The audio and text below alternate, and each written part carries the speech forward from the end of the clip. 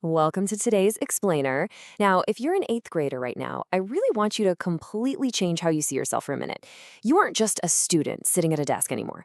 You're actually a data detective. Because, let's face it, every single day, you're just bombarded with numbers, charts, claims, and statistics.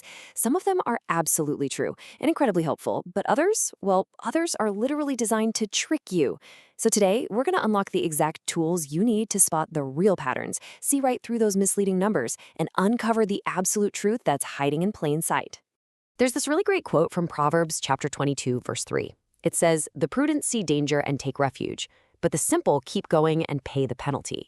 So what does that actually mean for us today? Basically, it means that truly wise people learn from patterns. They have this amazing ability to spot problems and dangers way before they actually happen. And guess what? That is exactly the superpower you get when you become a solid data analyst. You kind of get to see the future before it arrives. All right, let's dive right into section 1, predicting with trend lines. Predicting future values is really how we make smart, informed decisions out in the real world.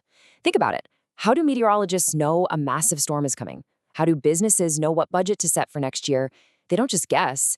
They rely on solid mathematical evidence and historical patterns to light the way forward. And to do this, we use something called extrapolation. It sounds like a fancy word, but extrapolation is really just taking a data pattern we already know, usually shown as a trend line on a scatter plot, and using it to predict a value that falls outside the data we currently have. It's totally different from interpolation, which is just connecting the dots within the data you already know. A trend line actually shows you the overall direction things are moving, kind of acting like an arrow pointing straight into the future. Let's make this super concrete. Imagine studying for 1 hour bumps a test score up by 10 points. At 2 hours, you get a 20-point increase. 3 hours yields a 30-point bump. The pattern here is incredibly clear, isn't it? It's like a perfect straight staircase stepping upwards. We have a solid, undeniable trend line showing exactly what happens when study time increases. So, following that exact same logic, if you study for 4 hours, what do you expect to happen? Boom, a 40-point increase. We didn't have to just pull that number out of thin air. We extrapolated it. We used our trend line to give us a highly logical, mathematically sound estimate based purely on the data we already had. Now, while trend lines don't guarantee exact results every single time, for sure, they are incredibly powerful tools for predicting outcomes in school, science, finances, and even your health. Moving on to section 2, spotting misleading graph errors. Okay, so your detective skills are about to be really put to the test here. Because, let's be honest, not everyone presenting data to you is doing it honestly or carefully. A truthful graph is an open book. It's got a clear, descriptive title, neatly labeled axes, and perfectly equal spacing between its numbers. But a deceptive graph, man, it is a total mess. Often, there's absolutely no title. Think about that for a second. Trying to read a graph without a title is literally like trying to read a news story with no headline. You have zero context for what you're trying to understand.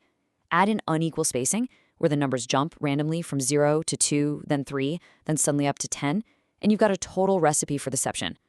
When those intervals are inconsistent, it actually physically tricks your brain's visual interpretation. Suddenly, data points that are actually really far apart look falsely close together. Gentle little trends suddenly look like extreme steep mountains, or just completely flat lines. And the ultimate danger here? Readers take in this warped reality and draw completely false conclusions about the world. So, as a data detective, checking those axes is absolutely your very first line of defense. All right, let's look at section 3. Correlation is not causation. If you remember just one thing today, please make it this. Jumping to conclusions when two things happen at the same time is the absolute most common mistake people make when reading data. Period. Just because two trends move together does not mean one is controlling the other.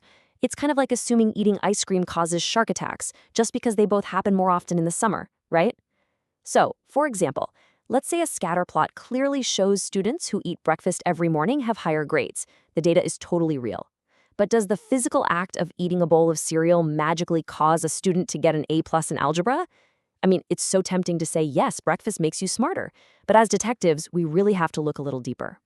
There are plenty of alternative reasons that perfectly explain those higher grades.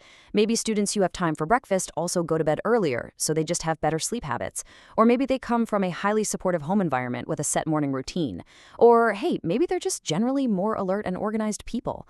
The breakfast and the grades are correlated, meaning they happen together, but we would need a deeply controlled scientific experiment to actually prove causation. Never just assume.